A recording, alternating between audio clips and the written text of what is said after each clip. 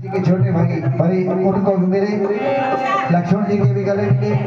सुग्रीव मन में इस प्रकार सोचने के विधाता, क्या ये मुझसे प्रीति करेंगे? मैं भारत और ये तब हनुमान जी दोनों और की सब कथा सुनाकर, दुगड़ा बताकर, एक दूसरे का दुख बताकर आपस में मित्रता करवाते हैं। अग्नि को साक्षी मान करके उन्होंने मित्रता की थी। तब उसने अपनी आप बीती सारी बताई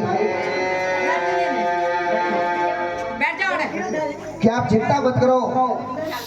सुग्रीव की आंखों में आंसू आ गए, कहने की जनक दुलारी जरूर मिल जाएगी। मैं एक बार यहाँ बैठा था, तब मैंने देखा कि एक शत्रु के वश में पड़ी स्त्री विलाप करती हुई आकाश मार्ग से जा रही थी। उन्होंने राम राम कह करके ये पुकार करके वस्त्र गिरा दिया था। राम जी ने उससे मांगा, सुग्रीव ने दे दिया। वस्त्र को हृदय से लगाकर बहुत ही सोच धारण किया। अब उन्हें लगा, सुग्रीव ने कहा, रघुवीर सुनो, अब चिंता मत कीजिए, मन में धीरज लाइए। प्रभु मैं आपकी सब प्रकार से सेवा करूंगा, मैं ऐसा उपाय करूंगा कि जिससे जानकी जी आपको जरूर मिल जाएगी। हे कृपा के समुद्र, आप भूल जाइए, इस दुख को छोड़ दीजिए। सुग्रीव के वचन सुनकर हर्षित हुआ। बोले, सुग्रीव मुझे बताओ, तेरी बात तो ठीक है, हमने तुझे अपना दुख बताया, पर तू बता इस वन में क्यों रहता है? सुग्रीव ने कहा, नाथ बाली और मैं दो भाई हैं, हम दोनों में ऐसी प्रीति थी कि बहुत अच्छा प्रेम था। मैं दानव का एक पुत्र था, उसका नाम मायावी था। एक बार वो हमारे गांव में आया, आधी रात को उसने आकर के ललकारा। अब बाली सहन नहीं कर पाया और उसे मारने के लिए दौड़ा। वो दौड़ा तो जाकर के वो भाग, मायावी था, भागा। मैं भी भाई के संग पीछे पीछे हो लिया।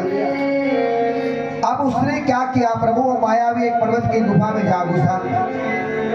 तो बाली ने उसके पीछे जाने लगा। तो बाली ने मुझे समझा कर कहा कि भाई तू यहाँ खड़ा रही हो, 15 दिन तक मेरी बाट देखियो, अगर मैं नहीं आता तो फिर बात की बात है, समझ लिए कि मैं मारा गया। तो महाराज, हे रघुनायक, मैं महीना भर तक वहां खड़ा रहा,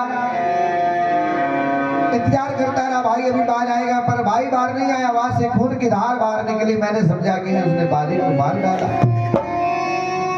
अब आकर वो मुझे मारेगा, इसलिए मैं क्या किया, मैंने गुफा के दरवाजे पर एक बड़ा सा पत्थर लगा के मैं वहां से चला आया। अब मैं घर आया तो राज्य में आया, तो मेरे मंत्रियों ने सोचा कि अब बाली नहीं आएगा, जबरदस्ती मुझे राजा बना दिया।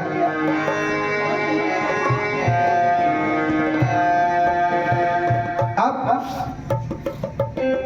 बाली आया, बच करके उसने मेरे को अपना शत्रु समझा और मुझे मारा, मेरी स्त्री को छीन लिया। कृपालु मेरी गलती बताओ क्या है? अब मैं उसके बहस से समस्त लोगों को बेहाल होकर फिरता हूँ, पर इस पंपा सरोवर पे इस ऋषभ पर्वत पर वो नहीं आ सकता, उसको श्राप है, इसलिए मैं यहाँ आराम से रहता हूँ। अब प्रभु राम दोनों विशाल हो जाए, भड़क उठी। उन्हें लगा कि ये पाप, चिंता मत करो, तुमने हमसे दोस्ती की है। मेरे प्रभु राम कहने लगे कि सुनो, एक ही बाण से मैं बाली की प्राण हरण कर लूंगा। चाहे ब्रह्मा आए, चाहे शंकर आए, कहीं भी जाए, उसको कोई बचाने वाला नहीं है।